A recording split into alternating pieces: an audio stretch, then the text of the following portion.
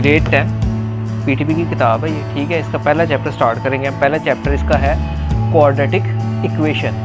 सो इससे पहले ग्रेड 9 में आपने पढ़ा था एक्सप्रेशंस अलजेब्रिक, जिसमें हम फैक्टराइजेशन सीखते थे चैप्टर 5 में। उसमें भी हमारे पास कुछ अलजेब्रिक एक्सप्रेशन आते थे जो कि क्वाड्रेटिक होते थे, लेकिन वो एक्सप्रेशन थे, इक्वेशन नहीं थे। मैं आपको एग्जांपल देता हूँ उसकी। लाइक हमारे पास आता था 7x² + 3x + 5। सपोज इस तरह के क्वेश्चन चैप्टर 5 में मौजूद हैं। अगर आपको याद हो तो चैप्टर 5 में इस तरह के क्वेश्चन आते थे और हम उनको फैक्टराइज करते थे। अब एडिशन क्या हो गया, अब ये एक्सप्रेशंस नहीं रहे, ये इक्वेशंस बन गए हैं। इक्वेशन कब बनती है कोई चीज़, जब उसमें इक्वल टू का साइन डाल दो। एक्सप्रेशन में और इक्वेशन में ये डिफरेंस है कि एक्सप्रेशन में हमारे पास इक्वल टू नहीं होता, ठीक है। लेकिन जब दो एक्सप्रेशंस के दरमियान इक्वल टू आ जाए, सपोज एक ये एक्सप्रेशन है, एक वो एक्सप्रेशन है, इनके दरमियान इक्वल टू आ गया, या जब भी एक्सप्रेशंस में इक्वल टू इन्वॉल्व हो जाता है तो वो हमारा फिर इक्वेशन कहलाती है। तो वो अब डिपेंड करता है इसकी पावर के ऊपर, इनको नाम दिए जाते हैं। सपोज दिस इज कोफिशिएंट, ठीक है, और ये हमारा वेरिएबल आ गया सपोज, ठीक है। अब इसकी हाईएस्ट पावर पे डिपेंड करता है कि इस इक्वेशन का नाम क्या होगा। सपोज अगर 7x + 5 = 0 होता, इसमें और इसमें क्या डिफरेंस आ रहा है हमारे पास,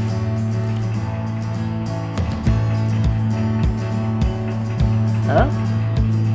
उसमें 2 नहीं है, इसकी पावर हाईएस्ट पावर 1 है, उसमें सबसे बड़ी पावर जो है वो 2 है। This is known as linear equation, ठीक है।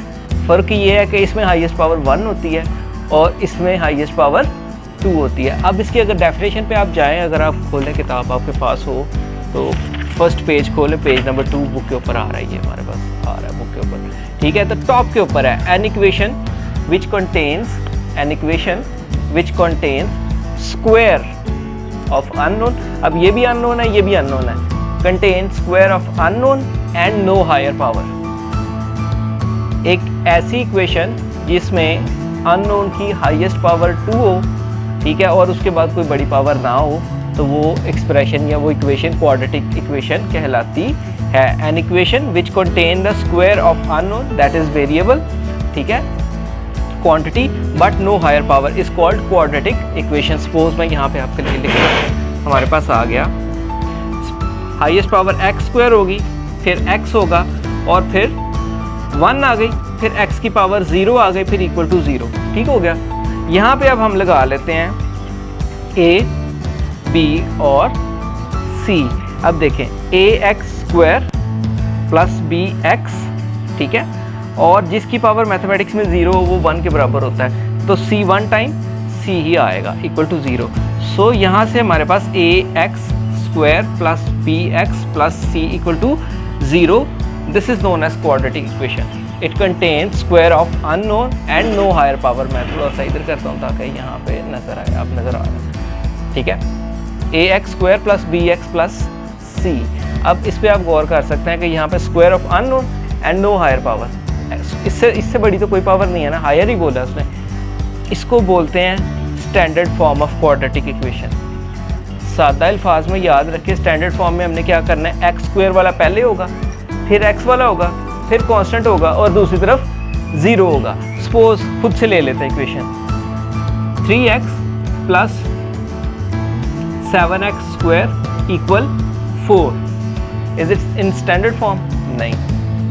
स्टैंडर्ड फॉर्म में क्या होना चाहिए था, पहले x² हो, फिर x हो, फिर कांस्टेंट हो, और इक्वल टू की दूसरी तरफ 0। अब हम करेंगे क्या, इसको स्टैंडर्ड फॉर्म में लेके आएंगे। कैसे लेके आएंगे, हम इसको मूव करेंगे। इसका साइन पॉजिटिव है तो पॉजिटिव एज इट इज़ आगे आ जाएगा।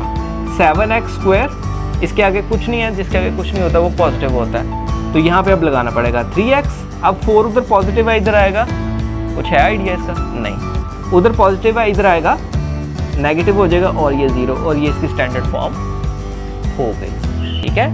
सो क्वाड्रेटिक इक्वेशन की डेफिनेशन, उसकी स्टैंडर्ड फॉर्म, एग्जाम्पल MCQ में ये आ जाती है। अगर हम MCQ की बात करें, अगर आप चले जाएं पीछे बैक पे, अगर आपके पास बुक है, यहाँ से 2 को 8 तक MCQ तो सीख ही जाएगा।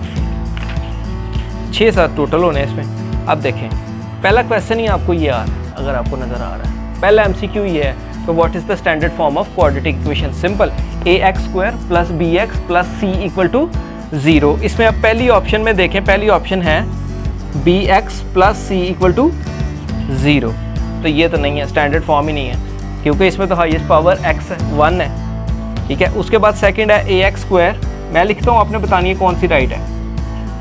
c = 0 एक ये है, उसके बाद है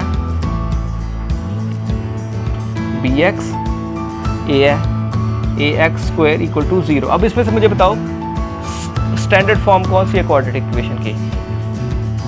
कौन सी वाली, ये वाली कि ये वाली? ये वाली। अब देखें आपकी बुक के ऊपर MCQ है ये, ठीक है। इसके ऊपर निशान लगाने की ज़रूरत नहीं है, ठीक है। इसको मार्क नहीं करना, बुक को ऐसे ही रहने दो खाली, ठीक है। मार्क करेंगे तो याद नहीं रहता, रहने दे इसको ऐसे ही। अब अगर आप गौर करें इसके ऊपर, एक और चीज़ सीखें, इसको ये डिस्टर्ब कराइएगा प्लीज़, जो वीडियो देख रहे हैं वो भी इसको ध्यान से समझें, ठीक है। हमने क्वाड्रेटिक इक्वेशन से स्टार्ट की है, ठीक है। इसके बाद थ्योरी ऑफ क्वाड्रेटिक, जिसको ये चीज़ समझ आ गई, आगे सारा चैप्टर ये है। सबसे पहले क्वाड्रेटिक इक्वेशन की डेफिनेशन याद कर लें। क्वाड्रेटिक 4 डेफिनेशन है पीछे, अगर आप रिव्यू में देखें, इसके रिव्यू में 4 डेफिनेशन आती हैं पेज नंबर 16 के ऊपर। ये 4 डेफिनेशन में से एक डेफिनेशन पेपर में ज़रूर होती है, इनका बहुत यानी कॉन्ट्रीब्यूशन है 10th के पेपर में।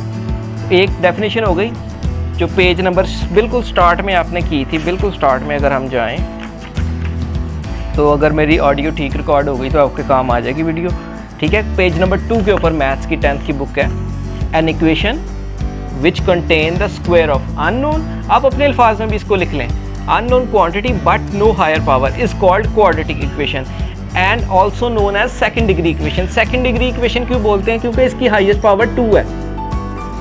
डिग्री जो होती है वो किसी भी इक्वेशन के अंदर हाईएस्ट पावर होती है, अब इसकी 2 है हाईएस्ट पावर, इसलिए इसको सेकंड डिग्री इक्वेशन, इसका एक और नाम आ गया आपके सामने, सेकंड डिग्री इक्वेशन बोलेंगे इसको। अब इसकी हाईएस्ट पावर 2 होती है, ये पता लग गया, इसकी डेफिनेशन पता लग गई, उसके बाद इसकी स्टैंडर्ड फॉर्म पता लग गई। अब इसमें टर्म्स काउंट करें, किसी भी इक्वेशन में टर्म्स काउंट ऐसे होती हैं, पहली टर्म, दूसरी और तीसरी। कितनी टर्म्स हैं इसमें? 3 टर्म्स हैं, and quadratic equation has 3 terms. ये भी आपका दूसरा MCQ है, देख ले। The number of terms in standard form of quadratic equation, कितनी टर्म्स होती हैं? 3, 4 नहीं होती, 3 होती हैं, ठीक हो गया। अब यहाँ से थोड़ा थोड़ा आगे चलते हैं। अब क्वाड्रेटिक इक्वेशन एक्सप्लेन्ड, उसकी स्टैंडर्ड फॉर्म एक्सप्लेन्ड, उसके बाद इसकी टर्म्स कितनी हैं ये एक्सप्लेन हो गई। ये याद रखिए, ये इसकी स्टैंडर्ड फॉर्म है, लिख लें कहीं पे, नोट्स बना लें अपने तो नोट कर लें आप, ठीक है। उसके बाद हमारे पास आ जाता है pure quadratic equation. Pure quadratic equation क्या है? क्योंकि क्वाड्रेटिक इक्वेशन की डेफिनेशन ये है कि इसकी हाईएस्ट पावर 2 होनी चाहिए, लेकिन इसमें तो 1 भी आता है ना, तो मतलब ये प्योर नहीं है, मिक्सिंग है इसमें। प्योर क्वाड्रेटिक इक्वेशन कौन सी होगी? जिसमें ये टर्म ना मौजूद हो, ax² + c = 0, है ना, जिसमें b = 0, ठीक है। इसकी डेफिनेशन भी यहाँ पे लिखी है, in general standard form equation hair a and coefficients हैं, ये a और b कोफिशिएंट्स हैं उसके, ठीक है। और उसके बाद यहाँ पे मैं आपको दे के बताता हूँ, it is called if b = 0, अगर b = 0 देखें ना, ax² + b की जगह मैं 0 लिख देता हूँ, ठीक है। If in quadratic equation b = 0 then equation is called pure quadratic equation. उसका होगा क्या? ये 0 से मल्टीप्लाई होगा तो ax² + c = 0 is known as pure quadratic equation, क्योंकि इसमें अब है ये हाईएस्ट पावर 2 है, उसके बाद कोई है ही नहीं है चीज़। तो ये डिफरेंस है क्वाड्रेटिक इक्वेशन और प्योर क्वाड्रेटिक इक्वेशन के बीच में। एक चीज़ और सीख ली, इससे रेलेवेंट बहुत ज़्यादा क्वेश्चन पेपर में आते हैं, बहुत ज़्यादा क्वेश्चन, ये डिस्टर्ब कराना मुझे। प्योर क्वाड्रेटिक इक्वेशन का भी पेपर में बड़ा क्वेश्चन आता है, लेकिन वो जब हम क्वेश्चन करेंगे तो तब उसकी बात करेंगे, लेकिन अभी तो हम इसकी थ्योरी थोड़ी थोड़ी देख रहे हैं कि क्या क्या चीज़ें होती हैं, और ये चीज़ें से आपके काफ़ी हद तक MCQ हो जाएंगे, और MCQs होने की वजह से आपका फिर वो बहुत मतलब 15 मार्क्स होते हैं पेपर में। MCQ बंदे ने ठीक किए हों, थ्योरम बंदे ने ठीक किया हो, बस, क्योंकि 2-4 शॉर्ट क्वेश्चन तो फिर बंदा सीख ही लेता है ना, पूरा नाम भी पढ़े सारा साल तो 2-4 तो सीख ही लेगा ना, कि ज़्यादा ही सीख लेगा। 2 MCQ तुझे याद हो गए, स्टैंडर्ड फॉर्म कौन सी है और कितनी टर्म्स हैं, कितनी टर्म्स हैं भला, 3 टर्म्स हैं। स्टैंडर्ड फॉर्म में X square plus B x plus C. अगर वो y के लिहाज से बोले ना, विद रिस्पेक्ट टू y बोले, तो फिर उसमें डिफरेंस क्या आएगा, A Y square plus B Y plus C. अगर वो z के अकॉर्डिंग बोलता है तो ए जी स्क्वायर प्लस, मतलब जो वेरिएबल है वो एक्स वाई जी चेंज किया जा सकता है। मे बी वो पेपर में चेंज करके कहे कि x with respect to y लिखें, तो उसका कोई फर्क नहीं पड़ता, लेकिन आपको पता होना चाहिए। प्योर क्वाड्रेटिक इक्वेशन पे हो गई। उसके बाद आ गया, अब क्वाड्रेटिक इक्वेशन आ गई है, मैथ्स का ये सवाल है, तो इसको भी सॉल्व भी करना होगा, है ना।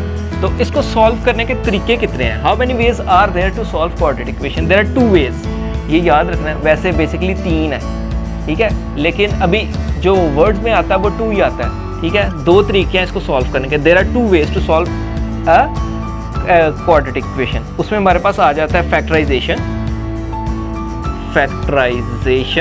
अगर स्पेलिंग मेरे ठीक हो नहीं तो ठीक कर लें, वीडियो देखने वाले माशाल्लाह बड़े बड़े सियाने लोग हैं, ठीक है। और कंप्लीटिंग स्क्वायर, COMPEL है, क्या है, LETING,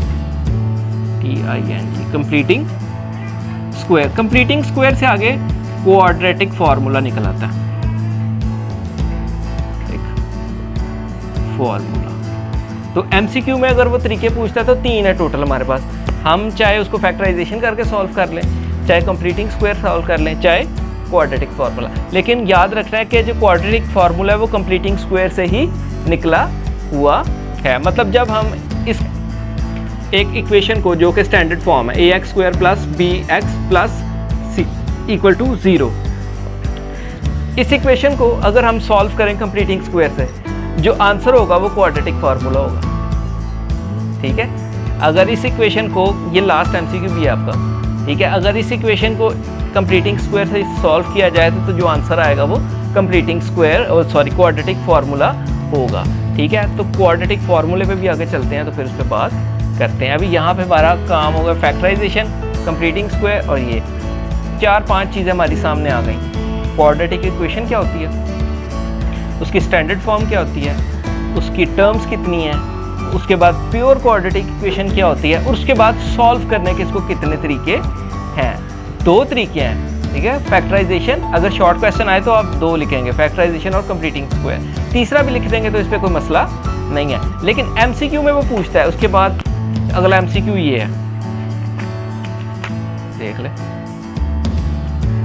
the number of method to solve quadratic equation. 3 तरीके हैं, 3 MCQ याद हो गए। स्टैंडर्ड फॉर्म क्या है, उसके बाद टर्म्स कितनी है, उसके बाद तरीके कितने सॉल्व करने के, ठीक है। अब मैंने आपको बताया कि जब हम इस इक्वेशन को कंप्लीटिंग स्क्वायर से सॉल्व करते हैं तो जो हमारे पास आंसर आता है वो कुछ इस शक्ल में आता है। इसको याद करना है, -b plus minus under root b square minus 4a। चले, हमारी वीडियो कट गई थी तो मुझे भूल गया हम कहाँ थे, तो फिर यहाँ से शुरू करते हैं। हम क्वाड्रेटिक फार्मूले पे थे, ठीक है। हमने देखा कि अगर ax square plus standard form of quadratic, इस इक्वेशन को कंप्लीटिंग स्क्वायर से सॉल्व किया जाए तो ये आंसर आ जाता है। तो इसको इन्होंने नाम दिया क्वाड्रेटिक फार्मूले का, ठीक है। तो ये हमारा x equal to -b plus minus under root b square minus 4ac/2a। इसको याद करना, ठीक है, ये याद करने वाली चीज़ है, तो इसको याद कर लेना, क्योंकि अगला क्वेश्चन उन्होंने यही दे दिया कि इसमें से पहचानना है। तो ये सारे एक जैसे ही लग रहे हैं, जिसको नहीं आते उसको सारे एक जैसे ही लगेंगे, ठीक है। तो जिसको आते हैं वो एकदम निकाल लेगा इसमें से कि ये वाली मिसिंग है। -b plus minus under root b square minus 4ac/2a, और ये ओवर थ्रू आउट आता है, ठीक है, ओवर 2a, ठीक है। बाकी सब में कुछ ना कुछ कमी है, लेकिन अगर आप देखें तो सब कुछ आपको मतलब बड़ा यानी अजीब सा ही लगेगा कि सारे एक जैसे ही हैं, लेकिन आपने ये सीखना है। उसके बाद अब हम चलते हैं कुछ क्वेश्चंस को सॉल्व करने पे। हमने को 4 से 5 4 MCQs कर लिए हैं, ठीक है, 4 MCQs कर लिए, पीछे से बेसिक मेन डेफिनेशंस कर ली।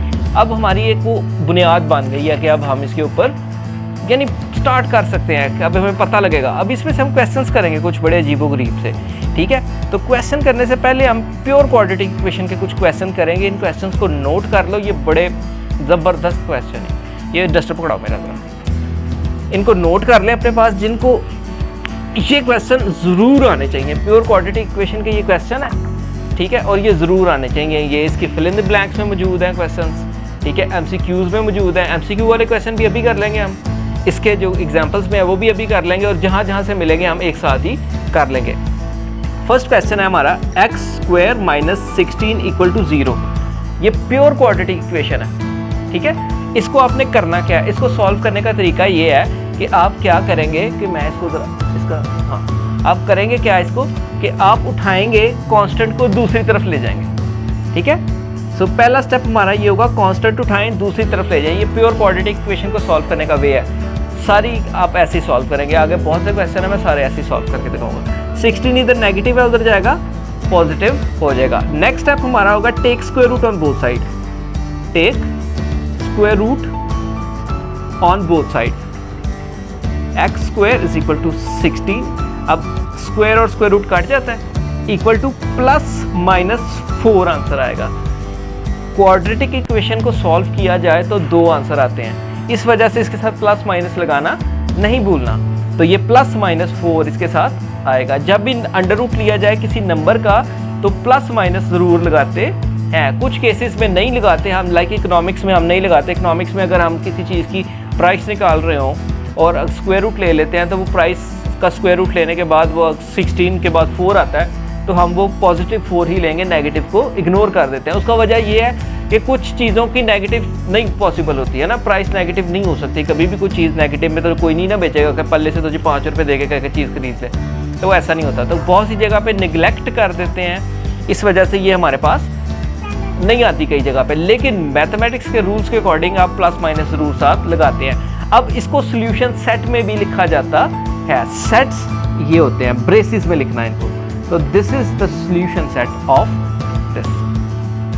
बहुत आसान सवाल है, इस तरह के क्वेश्चन मैं को 4-5 करके दिखाता हूँ। पहला क्वेश्चन ये आ गया, आप इसको कॉपी कर सकते हैं, ठीक है। वीडियो देख के कॉपी करना तो वीडियो देख के कॉपी कर लीजिएगा, इधर से डायरेक्टली कॉपी करना तो डायरेक्टली कॉपी कर लीजिएगा, जैसे मुनासिब लगता है आप वैसे इसको कर लें, ठीक है। उसके बाद एक और क्वेश्चन इन्होंने दिया, लेकिन ये पेपर में बनता नहीं है, लेकिन मैं फिर भी कर देता हूँ। चलें, ये पेपर में बनता नहीं, लेकिन ये वाला क्वेश्चन इंपॉर्टेंट कर ले, बड़ा स्टार वाला क्वेश्चन है। ये पेज नंबर 2 के ऊपर, पेज नंबर 2 पे है ये क्वेश्चन, यानी जहाँ पे प्योर क्वाड्रेटिक इक्वेशन की डेफिनेशन दी गई है ये क्वेश्चन, ठीक है। उसके बाद आ गया 4x², ये भी एग्जाम्पल है लेकिन ये आएगी नहीं। सीन वही, उसने पहले ही ऑलरेडी उधर कर दिया है कॉन्स्टेंट, ठीक है। अब 4 इधर मल्टीप्लाई हो रहा है, उधर जाएगा डिवाइड हो जाएगा, 7/4 आ गया। अब फिर वही काम, take square root on both side. Square root ले लिया, यहाँ से कट गया, वहाँ से +-7/2, क्योंकि 7 का स्क्वायर रूट नहीं लिया जाता, 4 का स्क्वायर रूट लें तो 2 आ जाता है। ये आप कैलकुलेटर यूज़ करेंगे तो अभी आपको शायद अजीब लग रहा हो, क्योंकि आपको बेसिक्स नहीं आती तो अजीब लग रहा हो, लेकिन कैलकुलेटर पे जब हम 4 का स्क्वायर रूट लेते हैं तो 2 आ जाता है, क्योंकि 7 कंप्लीट स्क्वायर नहीं है। जिन लोगों को बेसिक समझ है उनको तो ये अजीब नहीं लग रहा होगा। 2 क्वेश्चन ये हो गए। अब इसी से मिलते जुलते क्वेश्चन मैं आपको ढूंढ के दिखाता हूँ और कहीं से, उसके बाद इससे मिलते हैं। इसके बाद अगर आप आ जाएं फिल इन द ब्लैंक्स पे, फिल इन द ब्लैंक्स के ऊपर अगर आप आएँ तो पेज नंबर 16 के ऊपर फिल इन द ब्लैंक्स है, बुक के ऊपर पेज नंबर 16, और fill in the blanks number जो है, fill in the blank number वो है 5 फिल इन द ब्लैंक है, और ये भी पेपर में आ जाती है। और इससे मिलते क्वेश्चन भी पेपर में आ सकते हैं, कोई इशू नहीं है। -1 = 0, ठीक हो गया। ये भी प्योर क्वाड्रेटिक इक्वेशन है। प्योर क्वाड्रेटिक इक्वेशन की पहचान क्या है, उसमें एक्स नहीं होता, ये भी प्योर क्वाड्रेटिक। तो इसका भी रूल वही कि पहले नंबर उधर ले जाएं, पहले कांस्टेंट उधर ले जाएं, फिर ये मल्टीप्लाई हो रहा है उधर जाएगा डिवाइड हो जाएगा। तीसरा step, taking square root on both side, ये कट जाएगा। 1 का स्क्वायर रूट लें 1 ही आता है, 25 का स्क्वायर रूट लें तो 5 आता है, तो +-7 लगा देंगे। सोल्यूशन सेट में आप इसको लिखेंगे +-1/5, दैट इज आवर आंसर। नजर आ रहा है उधर बोर्ड में। उसके बाद आपको मैं एक और क्वेश्चन प्योर क्वाड्रेटिक इक्वेशन का लिखवा देता हूँ, बहुत इंपॉर्टेंट क्वेश्चन, बहुत ज़्यादा important question. Question number MCQ number 8 ये आ गया, ठीक है। जिसको ये सॉल्व करना आता है वो MCQ 8 भी कर लेगा। तो MCQ नंबर 8 रिव्यू में से, तो रिव्यू में से MCQ नंबर 8 करेंगे अब हम। तो देखते हैं MCQ नंबर 8 क्या है। 4x² - 16 = 0। ये भी प्योर क्वाड्रेटिक इक्वेशन है। क्या करेंगे, कांस्टेंट उठाएंगे दूसरी साइड पे ले जाएंगे। सॉल्यूशन आ गया। आप यहाँ पे जो प्रॉपर वेज हैं सॉल्व करने के, एग्जाम्पल देखें, एग्जाम्पल से आपको पता लग जाएगा फॉर्मेट क्या है सॉल्व करने का, ठीक है। अगर यहाँ मैं फॉर्मेट बनाने बैठ जाऊँ तो फिर फॉर्मेट ही फॉर्मेट खेलेंगे हम। तो फॉर्मेट आप सोल्यूशन आपका ठीक होना चाहिए। 4x स्क्वायर प्रेजेंटेशन आप जैसे नीट कर सकते हैं वैसे कर ले। 60 उधर ले गए, ठीक है। अब 4 इधर मल्टीप्लाई हो रहा है, उधर जाएगा डिवाइड। मतलब हमने घूम फिर के करना ये है कि सब कुछ प्योर क्वाड्रेटिक इक्वेशन में कांस्टेंट नंबर जो है सारे एक तरफ चले जाएं और एक्स स्क्वायर सेपरेट हो जाए। अब ये आ गया 4। अब इनकी कटिंग होती है, स्क्वायर रूट लेने से पहले काट लेते हैं इसको। 4 आ गया, 4 1 जार 4, 4 4 जार 16। अब हमारे पास आ गया x square is equal to 4। अब हम स्क्वायर रूट लेंगे, taking square root on both side, so will be plus minus 2। अब यहाँ पे क्वेश्चन के ऊपर देखिए प्लस माइनस 2 दो सूरतों में है, एक तो प्लस माइनस 2 है खाली और एक ब्रैकेट में है प्लस माइनस 2। अब हमने क्वेश्चन को पढ़ना पड़ेगा। उसने कहा था कि सॉल्यूशन सेट, तो ये सॉल्यूशन है सिर्फ, लेकिन ये सॉल्यूशन सेट है। तो आंसर दोनों ही ठीक है, लेकिन ये करेक्ट इसका आंसर होगा। ये देखो, ये इसका आंसर नंबर सी है। 3-4 MCQ सॉल्व हो गए। तो इससे रेलेवेंट मिलते जुलते जहाँ से सवाल मिले आपको गेस्ट पेपर्स में से, इसके बाद टेस्ट पेपर्स में, ये बहुत क्वेश्चन मिलेंगे मुझे जहाँ जहाँ से याद आए हैं मैंने कर दिए हैं। इन क्वेश्चंस को अपने पास नोट डाउन कर लें, प्योर क्वाड्रेटिक इक्वेशन के नाम से अपनी शीट बनाएं और ये सारे क्वेश्चन उधर कर लें, क्योंकि ये प्योर क्वाड्रेटिक इक्वेशन के जो क्वेश्चन है बड़े इंपॉर्टेंट हैं। मैं ज़रा इसका एक्सपोजर ठीक कर लूँ, कर ले जी ना, रंग ही साडा काला आ रहा। चलें जी, इतनी दूर से सही है। तो एक हो गया प्योर क्वाड्रेटिक इक्वेशन, ये एक चीज़ थी। अब इसके बाद एक और बहुत इंपॉर्टेंट चीज़ आ जाती है कि जो लगती प्योर क्वाड्रेटिक इक्वेशन है लेकिन प्योर क्वाड्रेटिक इक्वेशन नहीं होती। वो क्वाड्रेटिक इक्वेशन ही होती है लेकिन उसमें कांस्टेंट नहीं होता। मतलब x होगा, x स्क्वायर होगा, जो तीसरा थर्ड नंबर होता है वो उसमें नहीं होता, लेकिन वो प्योर क्वाड्रेटिक इक्वेशन नहीं है। और उसको सॉल्व करने का तरीका भी ये नहीं है कि आप स्क्वायर रूट वगैरह लें।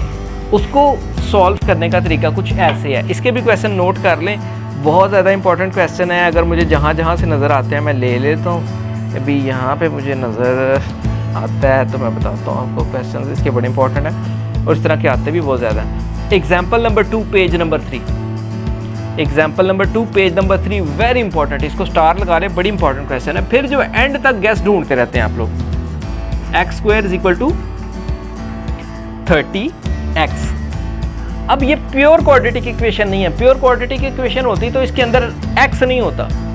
ये प्योर क्वाड्रेटिक इक्वेशन नहीं है। इसमें x को x की तरफ करेंगे।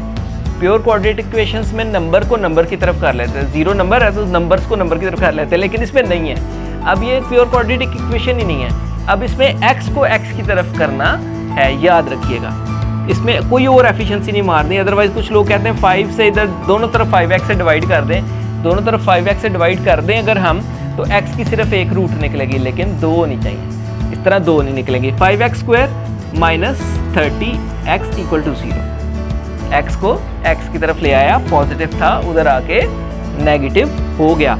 अब क्या करते हैं, अब इन दो चीज़ों में से हमने देखना कोई चीज़ कॉमन है कि नहीं। कॉमन का मतलब जो दोनों में मौजूद है।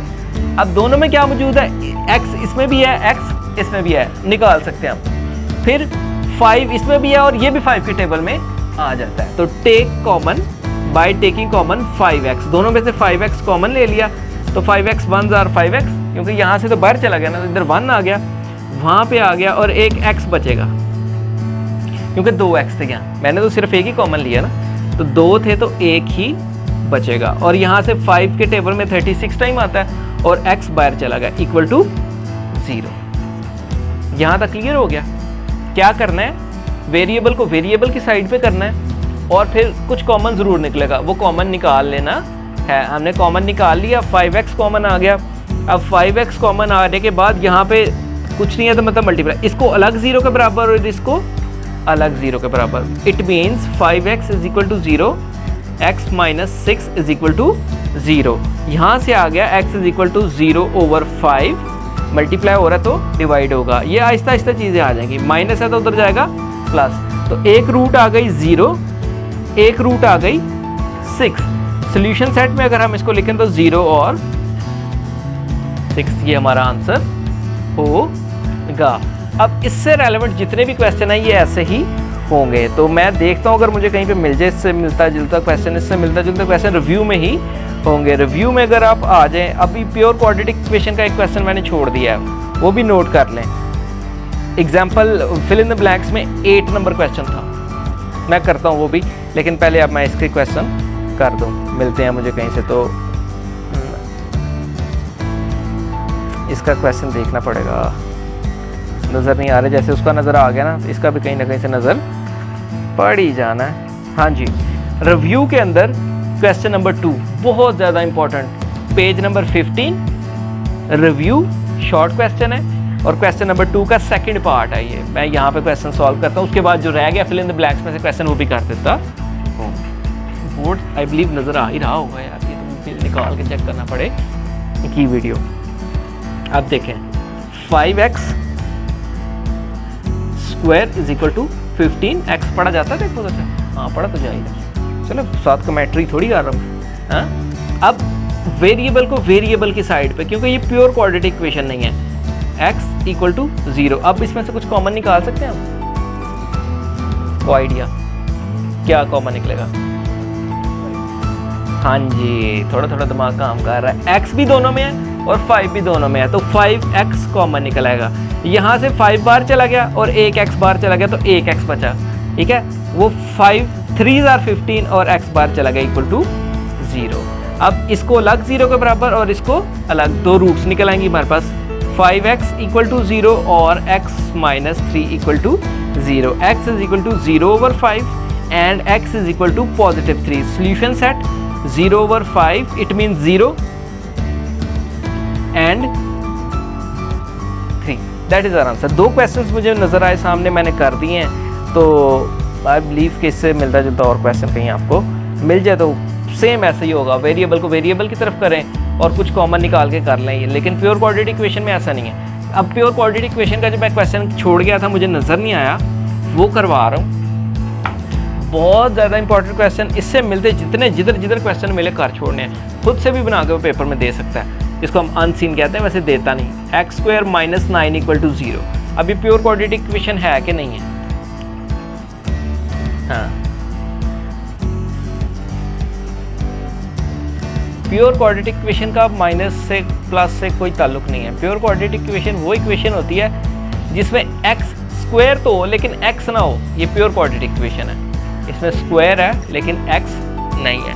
अब नंबर को नंबर की तरफ, उसमें क्या करते थे, वेरिएबल को वेरिएबल की तरफ कर लेते थे। इसमें नंबर 9 है तो इसको 0 की तरफ ले जाएंगे, तो x square is equal to 9, ठीक हो गया। अब हमारे पास एक्स स्क्वायर है, एक्स स्क्वायर और taking square root on both side, तो हमारे पास आ जाएगा ये cancel, x is equal to plus minus 3। Solution set में लिखे तो आपके पास ये आंसर आ जाएगा, लेकिन यहाँ ना लिखिएगा, नीचे करके सोल्यूशन सेट में लिखिएगा। तो यहाँ तक हमारा हो गया, आई बिलीव काफ़ी काम हो गया ना। उसके बाद कुछ चीज़ें आप यहाँ पे सीख लें, रेसिप्रोकल इक्वेशन, ठीक है। रेसिप्रोकल इक्वेशन की डेफिनेशन आपको आनी चाहिए। अगर आप जाएं पेज नंबर 16 के ऊपर, पेज नंबर 16 के ऊपर बिल्कुल टॉप के ऊपर 4 डेफिनेशन हैं, ठीक है। अगर आपको नज़र आ रही हैं, बुक के ऊपर चले जाएं, पेज नंबर 16 के ऊपर बिल्कुल टॉप के ऊपर 4 डेफिनेशन हैं, जिसमें से क्वाड्रेटिक इक्वेशन की हो गई। उसके बाद है डिफाइन रेसिप्रोकल इक्वेशन, ठीक है।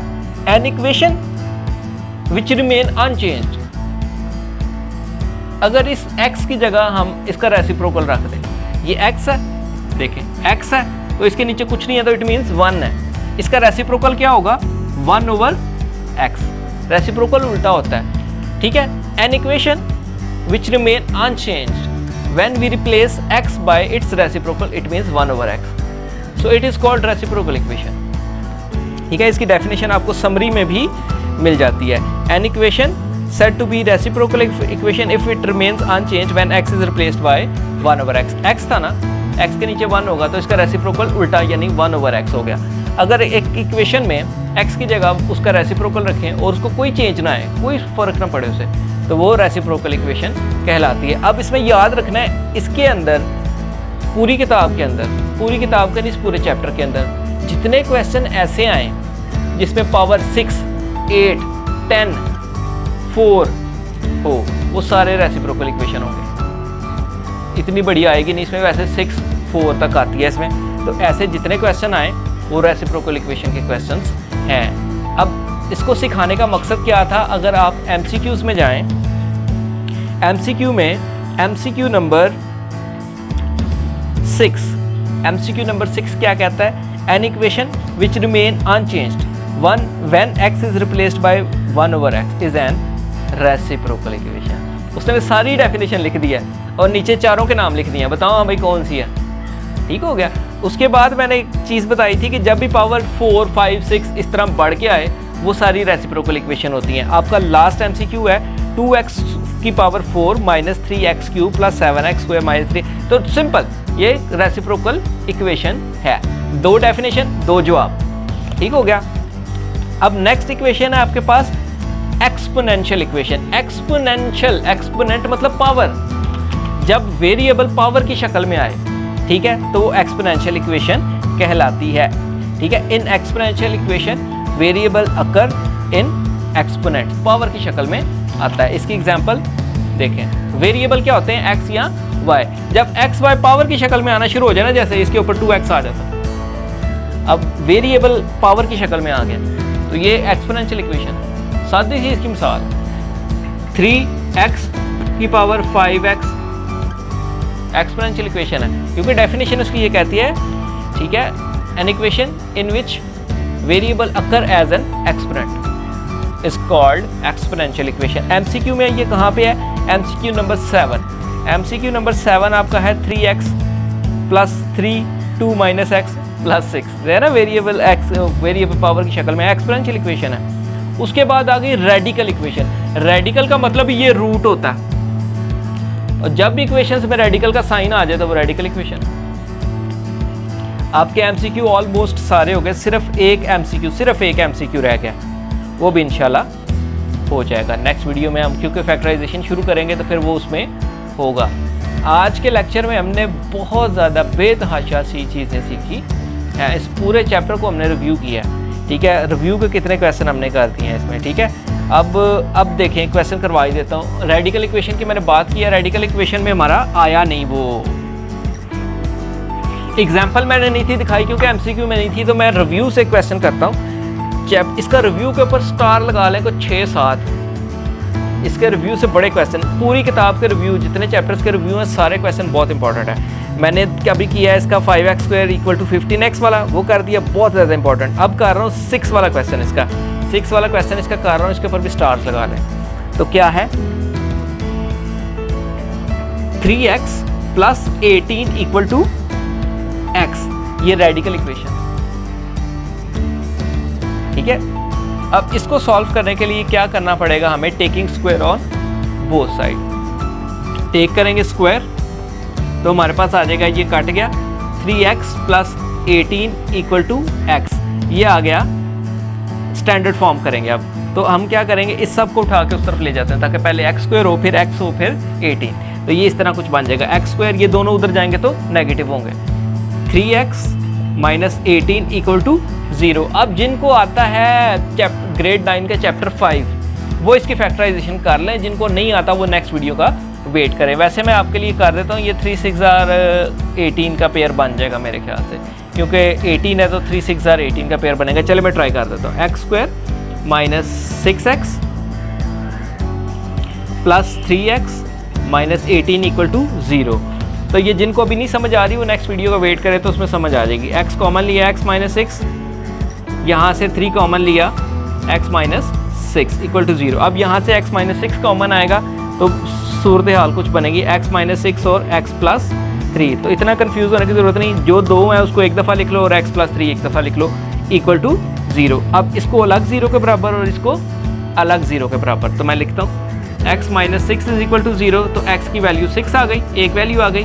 x plus 3 equal to 0, x is equal to minus 3 आ गई। दो आंसर आ गए, 6 और माइनस 3। सोल्यूशन सेट में आगे पीछे लिख दोगे तो कोई फ़र्क नहीं पड़ता, मतलब माइनस 3 पहले और 6 बाद में लिख दोगे तो वो कोई फ़र्क नहीं पड़ता। बहुत से लोग पीछे से आंसर देख के इसमें भी लड़ने लग पड़ते हैं कि ये क्यों इस तरह लिखा है। आंसर है दोनों, जिधर मर्जी लिख लें, हमारा मसला है। अब हम इसको पहले रख लें उसको बाद में रख लें, हमारा मसला है। तो इस तरह ग्रेड 10 का ये पहला लेक्चर था मैथ्स का। अगर आप इसी लेक्चर्स को आगे हम फॉलो करेंगे, कंटिन्यू करते जाएंगे, इसको फॉलो करते जाएं, तो जितनी देर, जितनी कोशिश, जितनी स्पीड हमारी जा रही है उस हिसाब से तो हम इसको कर देंगे। और ये रिकॉर्डेड वीडियो है, इसका फ़ायदा ये है कि आप इसको कहीं भी प्ले करके तो दोबारा से दोबारा देख सकते हैं। इसमें आपका ये सिस्टम ख़त्म हो गया कि आप मैं फिर पूछूंगा, मुझे भूल गया, किससे पूछ के आऊँ, की लबो, है ना, की ढूंढो, ये वाला कोई सीन ही नहीं है। ये सारे क्वेश्चन सामने हो रहे हैं, चाहे साल में 10 दफ़ा देख लो। तो अब आप लोग भी जो देख रहे हैं वो करें, इसको करके फिर अपना रिव्यू भेजिएगा, तो फिर इंशाल्लाह नेक्स्ट वीडियो में